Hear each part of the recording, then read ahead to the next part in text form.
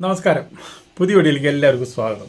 ഇന്ന് നമ്മൾ ഒരു ഞെട്ടിക്കുന്ന കണക്കാണ് പറയണത്. എമ്പുരാനെ കുറിച്ചുള്ള ഫുൾ ഇതുവരെയുള്ള കളക്ഷൻ്റെ എല്ലാ റിപ്പോർട്ടും നമുക്ക് കിട്ടിയിട്ടുണ്ട്. ഇവിടുത്തെ മാത്രമല്ല, ഇന്ത്യയിൽ മുഴുവൻ എമ്പുരാൻ റിലീസ് ചെയ്തിട്ട് എത്ര കാശ് മോഹൻലാലിൻ്റെയും നമ്മുടെ ഗോകുലത്തിനും കയ്യിലെത്തി എന്ന് നമുക്കൊന്ന് പരിശോധിക്കണ്ടേ.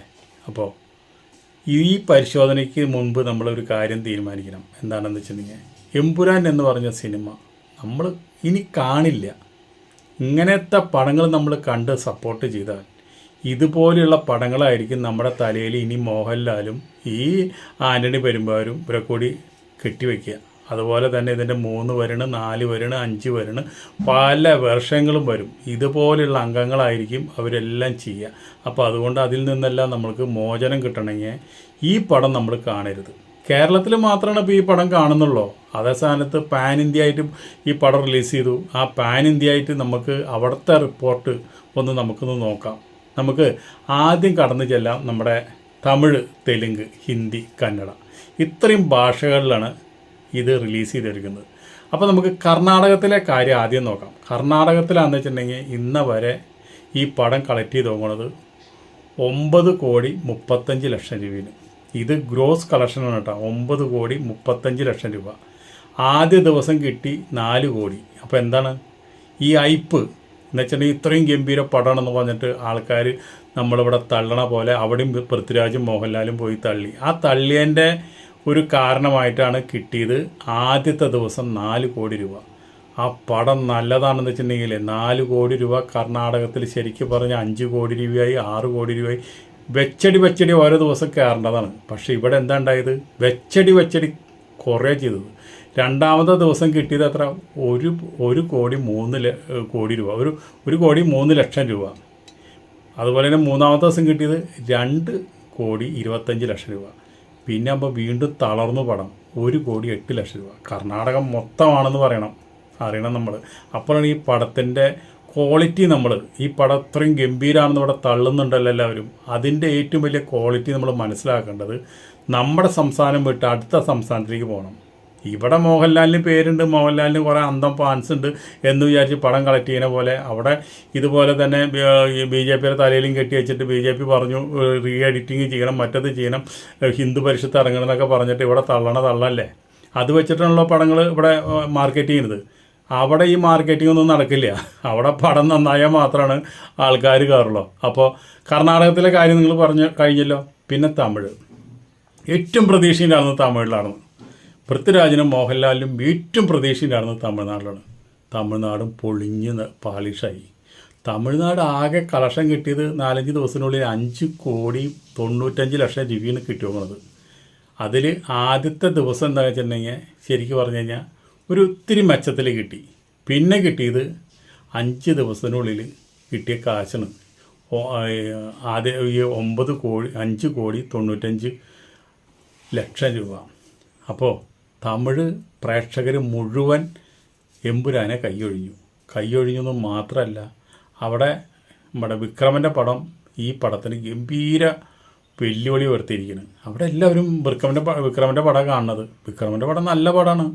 അതിനൊരു കഷ്ടകാലം ഉണ്ടായിരുന്നു. ആ പടം വെള്ളിയാഴ്ചന് 27-ാം തീയതി 28-ാം തീയതി ആ പടം റിലീസ് ചെയ്തത്. 27-ാം തീയതിയാണ് എമ്പുരാൻ റിലീസ് ചെയ്തത്. 28-ാം തീയതി പടം തിയേറ്ററിൽ കളിക്കാൻ പറ്റിയില്ല. ഒരു സ്ഥലത്തും കളിച്ചല്ലേ പടം. ആ പടത്തിൻ്റെ മുകളിലൊരു കേസ് ഉണ്ടായിരുന്നു, അതുകൊണ്ട് കളിക്കാൻ പറ്റിയില്ല. വാൾ പോസ്റ്റ് ഒട്ടിച്ച് ജനങ്ങൾ വന്നതോടുകൂടി എല്ലാവരും മടങ്ങിപ്പോയി. അവരാരും പിന്നെ ആ മടങ്ങിപ്പോയ ആൾക്കാർ മുഴുവൻ നമ്മുടെ എമ്പുരാനെ ഇടിച്ച് കയറി. അപ്പോൾ ആ ഒരു ദിവസത്തെ കളക്ഷൻ എമ്പുരാന് ഭയങ്കരമായിട്ട് കൂടി. അത് തമിഴ്നാട്ടിലും കൂടി, എല്ലായിടത്തും കൂടി. അപ്പോൾ അതിൻ്റെ പേരിലാണ് തമിഴ്നാട്ടിൽ സ്വല്പം കളക്ഷൻ കൂടുതൽ കിട്ടിയത്. തമിഴ്നാട് തകർന്ന് തരിപ്പണമായി. ഇനി മോഹൻലാലും പൃഥ്വിരാജും ഇതിൻ്റെ 3-ാം ഭാഗം എന്ന് പറഞ്ഞിട്ട് ഇനി ഈ സംസ്ഥാനം വിട്ട് അതിൻ്റെ 7 അയലത്തേക്ക് പോയിട്ട് കാര്യമില്ല. 10 രൂപ വിൽക്കില്ല എന്നുള്ള കാര്യത്തിൽ ഉറപ്പാണ്. അപ്പോൾ തമിഴും കഴിഞ്ഞു. ഇനി നമുക്ക് ഏറ്റവും കുറവ് കിട്ടിയത് തെലുങ്കാന, കന്നഡ, ആന്ധ്ര. ഇവിടേക്ക് ഏറ്റവും കുറവ് കിട്ടിയത്. ആകെ കിട്ടിയത് 5 കോടി രൂപ അവിടെ കിട്ടിയത്. ഈ പടം മാറാൻ പോവുക അവിടെ. ഹിന്ദിയിലും പൊളിഞ്ഞ് പാളിഷായി. ഹിന്ദിയിൽ വേറെ 2-3 പടങ്ങൾ റിലീസ് ഉണ്ടായിരുന്നു. അതുപോലെ തന്നെ നമ്മുടെ ഈ മിഥുൻ ചക്രവർത്തിയുടെ പടം ഉണ്ടായിരുന്നു. അതുപോലെ തന്നെ നമ്മുടെ ഷാരൂഖ് ഖാൻ്റെ പടം ഉണ്ടായിരുന്നു. ഇങ്ങനെയുള്ള പടങ്ങളൊക്കെ വന്നതോട് കൂടിയിട്ട് ഇത് അടിയെ പോയി. ഇതിൻ്റെ കളക്ഷൻ വളരെ മോശമായത് ഹിന്ദിയിലാണ്. അപ്പോൾ ഇവിടെ തള്ളുന്ന പോലെ മോഹൻലാൽ ഒരു പോസ്റ്റ് ഇട്ടു, 2000 കോടി ക്ലബിൽ ഈ പടം കയറി എന്നുള്ളത് സത്യമാണ്. 2000 കോടി ക്ലബിൽ കയറി. 2000 കോടി ക്ലബിൽ കയറി എന്ന് പറഞ്ഞു കഴിഞ്ഞാൽ പാൻ ഇന്ത്യൻ പടമായ കാരണം അവിടെയൊക്കെ കളിച്ച തിയേറ്ററിലെ കളക്ഷനൊക്കെ കൂട്ടിയിട്ടാണ് 4000 തിയേറ്ററിലാണ് ഈ പടം റിലീസായത്. അതിലിപ്പോൾ നമുക്കറിയാം 175, 176, 177 സ്റ്റേഷനാണ് കേരളത്തിലുള്ളത്. 175 സ്ക്രീൻ. അതിലിപ്പോൾ കുറച്ച് ഈ കളികൾ കുറച്ച് കൂടുതൽ കളിച്ചിട്ടുണ്ട് എന്ന് പറഞ്ഞാലും ബാക്കിയുള്ളത് മുഴുവൻ പുറം രാജ്യങ്ങളിലാണ് കളിക്കുന്നത്. ആ പുറം രാജ്യങ്ങളിൽ കളിച്ച ഈ കാര്യങ്ങളാണ് ഇത് പറയുന്നത്. അതുപോലെ തന്നെ ബാംഗ്ലൂർ, ബോംബെ, അതുപോലെ തന്നെ ഫോറിൻ ഗൾഫ് രാജ്യങ്ങൾ, അമേരിക്ക, അതുപോലെ തന്നെ കാനഡ, ഇങ്ങനെയുള്ള രാജ്യങ്ങളൊക്കെ പടം റിലീസ് ചെയ്തിട്ടുണ്ട്. അവിടെ ഒന്നും ക്ലച്ച് പിടിച്ചിട്ടില്ല, അവിടെ ഒക്കെ പോയി. ഇവരെല്ലാം കൂടിയിട്ടാണ് ഈ 2000 കോടി ക്ലബിൽ കയറി എന്ന് പറയുന്നത്. ഈ 2000 കോടി ക്ലബിൽ കയറിയിട്ട് 5 ദിവസത്തിനുള്ളിൽ വ്യാഴം, വെള്ളി, ശനി, ഞായർ, തിങ്കൾ, ചൊവ്വ, ബുധൻ 5-6 ദിവസത്തിനുള്ളിലാണ് കയറി പോകുന്നത്. അപ്പോൾ ഈ 6 ദിവസത്തിനുള്ളിൽ കിട്ടിയത് 2000 കോടി രൂപ. ഈ 2000 കോടി രൂപ കിട്ടിക്കഴിഞ്ഞാൽ നമ്മൾ കണക്ക് വയ്ക്കുമ്പോൾ നമ്മുടെ മോഹൻലാലിൻ്റെ പോക്കറ്റിലേക്ക് എന്ത് വരും നമുക്കറിയാം. 50 കോടി രൂപ. 50 കോടി രൂപന് ഇതുവരെ ശരിക്കും പറഞ്ഞാൽ നമ്മുടെ എമ്പുരാൻ്റെ കളക്ഷൻ എന്ന് വെച്ചിട്ടുണ്ടെങ്കിൽ ഇതൊക്കെ ഗ്രോസ് കളക്ഷനാണ്. 2000 കോടി രൂപ എന്ന് പറഞ്ഞാൽ ഗ്രോസ് കളക്ഷനാണ്. അതിൽ നിന്ന് തിയേറ്റർ ഷെയർ പോവും, ഗവൺമെൻറ് ടാക്സ് പോവും, GST പോവും, അങ്ങനെ പല ടാക്സുകളും GSTയും കാര്യങ്ങളൊക്കെ ഒരു വഴിക്ക് പോയിട്ട് 1/3 ഭാഗം മാത്രമാണ് ഈ 2000 കോടിയിൽ 50 കോടി രൂപ കയ്യിൽ വരും. ഇനി ഈ പടം മുടക്കുമുതൽ തിരിച്ചു പിടിക്കണമെങ്കിൽ 130 കോടി രൂപ, 230 കോടി രൂപയാണ്. അതിലിപ്പോൾ 150 കോടി രൂപ ഇനി പടം കളക്ട് ചെയ്യണം. അപ്പോൾ ആ കളക്ട് ചെയ്യാൻ വേണ്ടിയുള്ള ആക്രാന്തം ഇവിടെ നടക്കുക. അപ്പോൾ എന്താണെന്ന് വെച്ചിട്ടുണ്ടെങ്കിൽ ഇപ്പോഴത്തെ ഒരു നമ്മൾ കണ്ട വെർഷൻ, ആ വെർഷനിൽ ഈ പടം കൊണ്ടുപോയി കഴിഞ്ഞാൽ അത് സാറ്റലൈറ്റ് വെക്കില്ല. കാരണം എന്താ വെച്ചിട്ടുണ്ടെങ്കിൽ ഒരുപാട് വിവാദങ്ങളുണ്ടായ പടങ്ങൾ സാറ്റലൈറ്റ് കേന്ദ്ര മന്ത്രാലയം അത് നിഷേധിക്കും. സാറ്റലൈറ്റ് വെക്കാൻ പാടില്ല. സാറ്റലൈറ്റ് എന്ന് വെച്ചിട്ടുണ്ടെങ്കിൽ TV യിൽ വരുന്നതാണ്. എല്ലാ കുട്ടികളും കുടുംബം അടക്കം ഇരുന്ന് കാണുന്നതാണ്. കുടുംബം അടക്കം കാണാൻ കൊള്ളാത്ത പരിപാടിയാണ് ഇതെന്നുള്ളത് കേന്ദ്ര ഗവൺമെൻറ് മനസ്സിലായി. അപ്പോൾ അത് എന്തുകൊണ്ടാണ്? ഇതിലൊരു റേപ്പ് സീനുണ്ട്. ആ സീൻ ഉള്ളിടത്തോളം കാലം, പിന്നെ വയലൻസ് ഉണ്ട്, ഇതൊക്കെ ഉള്ളിടത്തോളം കാലം ഈ പടം സാറ്റലൈറ്റ് വെക്കാൻ പാടില്ല എന്നുള്ള ഓർഡറായി.